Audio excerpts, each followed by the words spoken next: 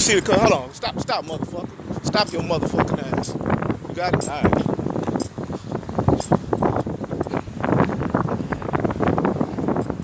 Let's keep that formation, gentlemen. Let's keep that formation. Let's keep that formation.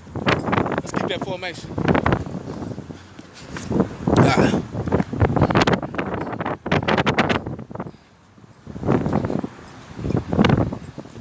So we should talk. Okay. So what? So they have the Fallen Memorial, Officer Memorial. They just finished it. Oh. So that could be a spot to do it in front of. Give with him so y'all can get the media shit straight.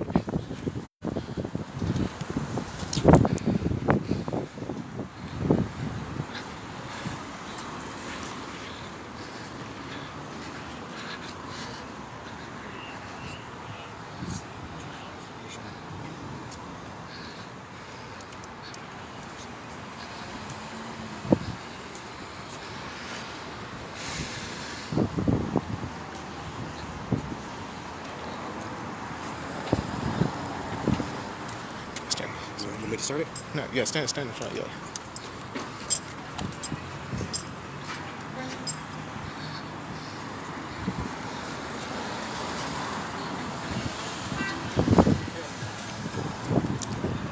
Let's get tight up on them, family. Let's stand with them. Yes, come down. Scoop, come down. Come down, son. Come down, son. Come down, son. So we can line up behind them.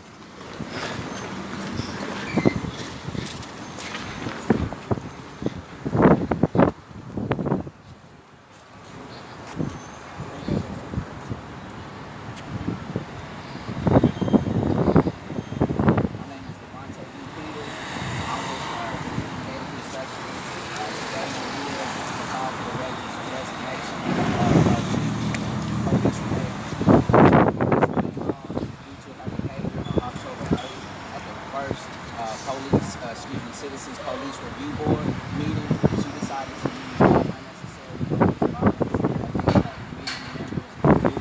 members due to us instead, what she decided to do was cause distractions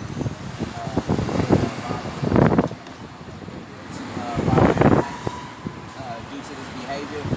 This is an act of terrorism against community members. So what we're going to do is also ask her to excuse herself from this investigation and allow the office of police, the police review office, the Citizens Police Review Board, members of that board to help the investigation post.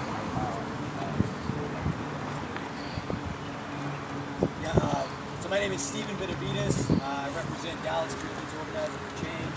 We've been organizing in Dallas for many years now around social and racial justice issues. In 2014, we issued a Department of Justice complaint against the Dallas Police Department for bias, racial bias, and use of violence. After years of organizing, we finally were able to pass an ordinance that strengthened the review board and created the Office of Police Oversight. Although the ordinance didn't include everything that we wished for, we're happy that its passage in general. Unfortunately, the city of Dallas made a promise to the community and to the public that they would have the board operational and staffed by October 1st. They have failed to do that. This morning, Yafeuh Balogun and myself spoke to the Dallas City Council asking why that hadn't happened and what are we going to do about that. Not only that, but on October 8th, at the very first meeting of the DPD Oversight Board, the public was denied the ability to give comment initially. In response, members of the meeting were there to expressly give comment on the agenda. Police Chief Renee Hall called in an extraction team in an attempt to clear the room, which is a clear denial of their right to speak at a public meeting as determined by the Texas Government Code. That's a violation of state law. That decision by Police Chief Renee Hall resulted in unnecessary physical violence by the police chief. She could have handled that situation in any number of ways. She chose instead to call in her extraction team to try to force the public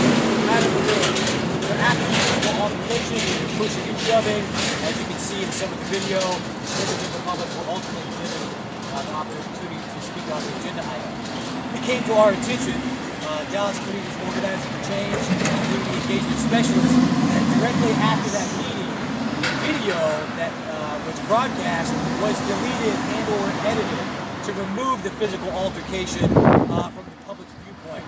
Again, there is an open broadcast law under the government code in the state of Texas that requires that all public meetings be broadcast and not be interrupted. The editing and deletion of that video is a violation of state law.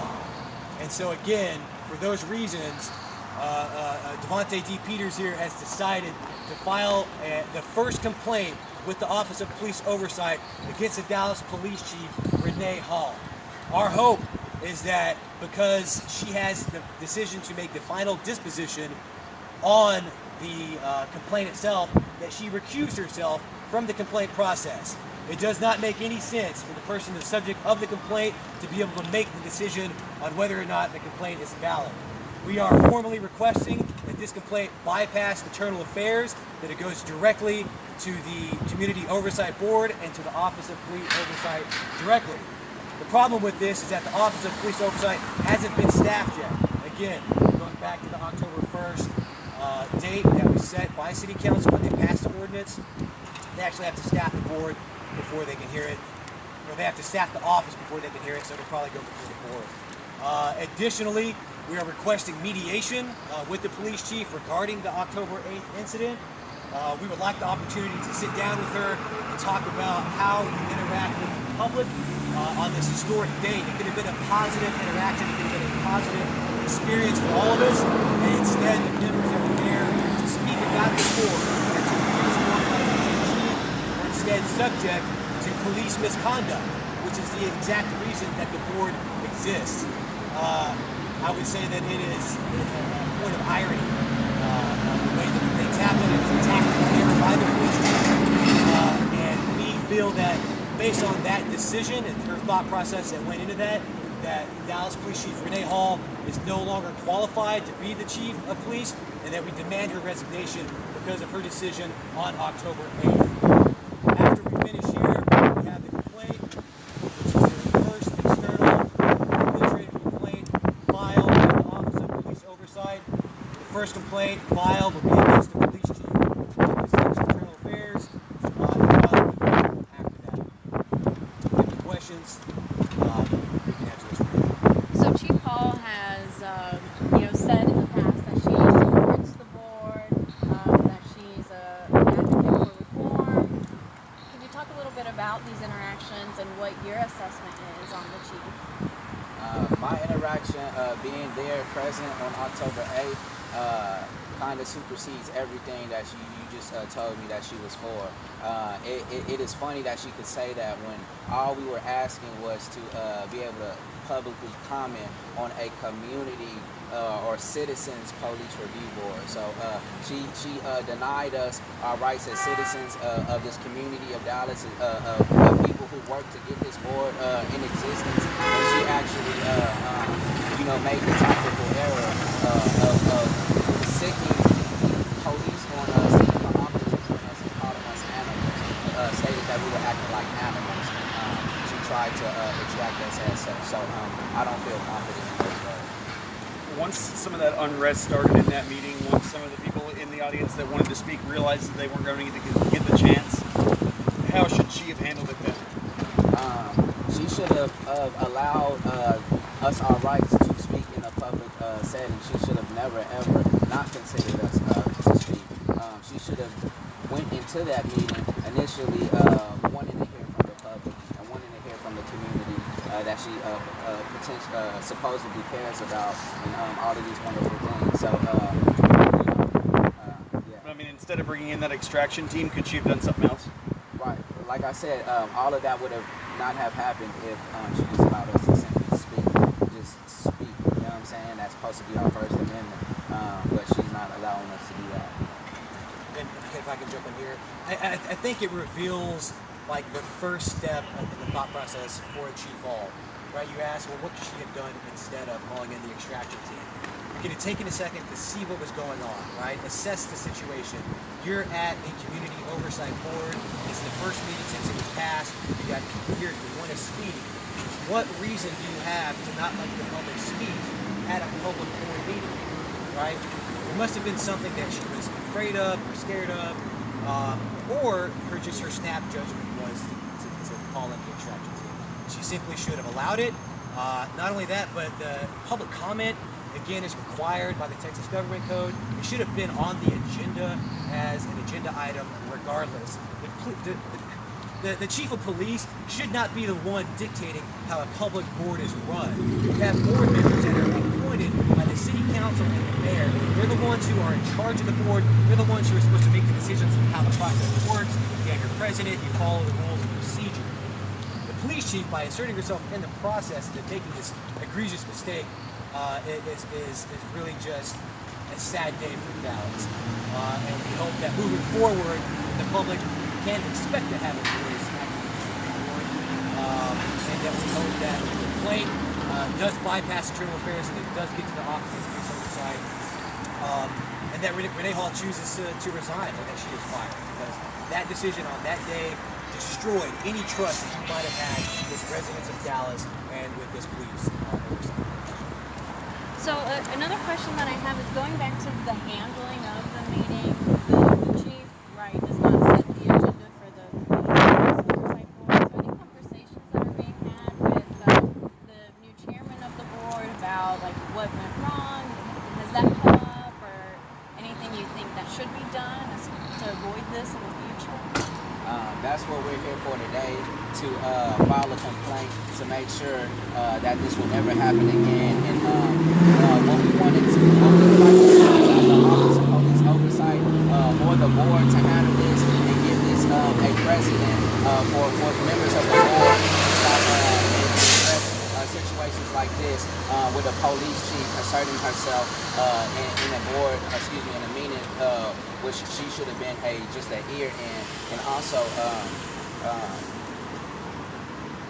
so I just feel like she should have definitely not have been part of that situation. And going forward, if the members of the board have any backbone, they would definitely speak on this, and they would definitely address this situation and be able to show the citizens of Dallas that they're actually on our side, that they are members of the community of Dallas on that board, not personal agendas or personal biases on this board going forward. So if they address this will set a precedent to stop this going in the future.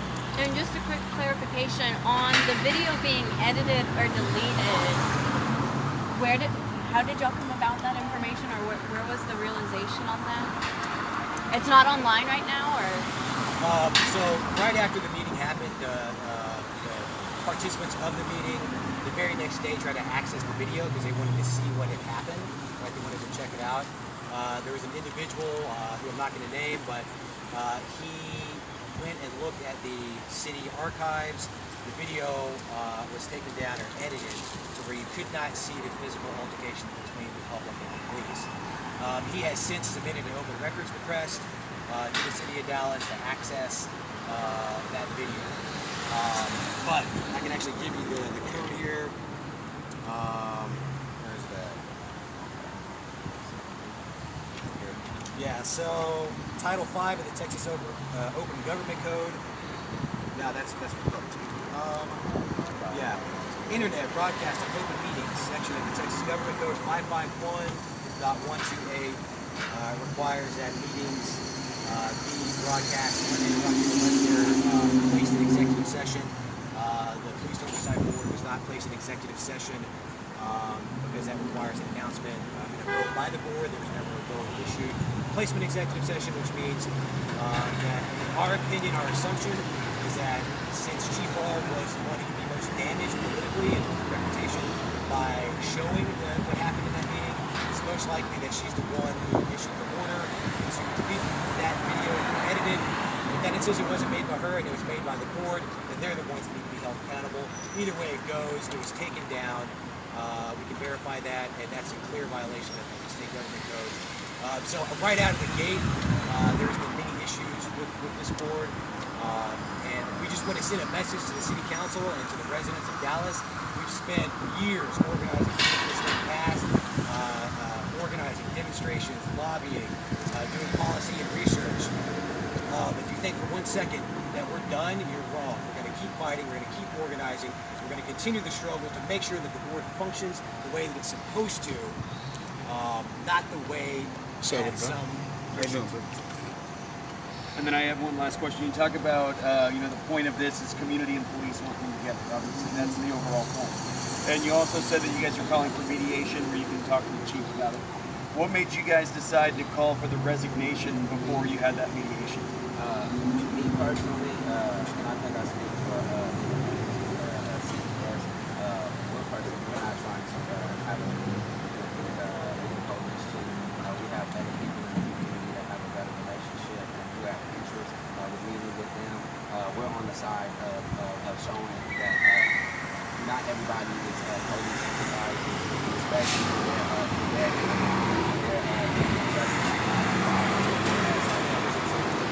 October 8th by Police Chief Renee Hall. I have no interest in that's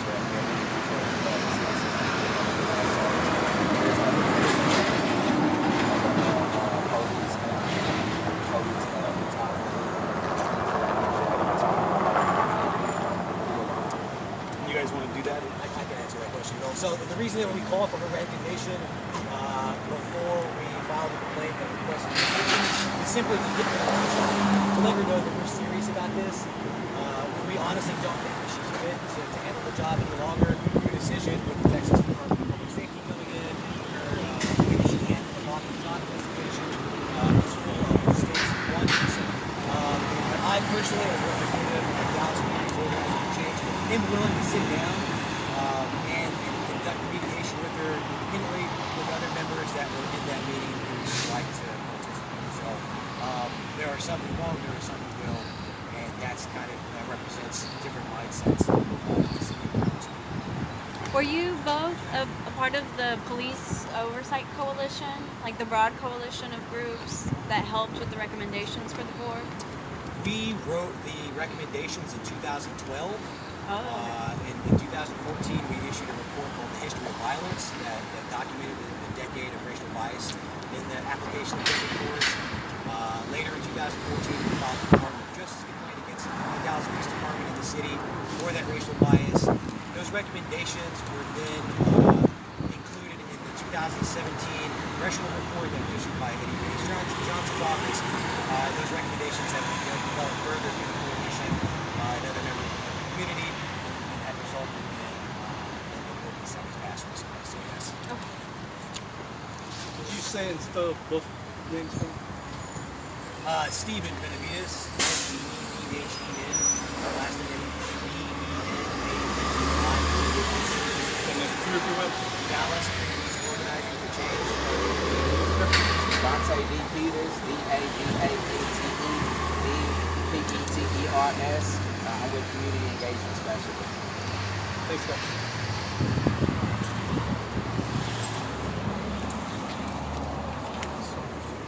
So now we're going to walk the complaint in and file it.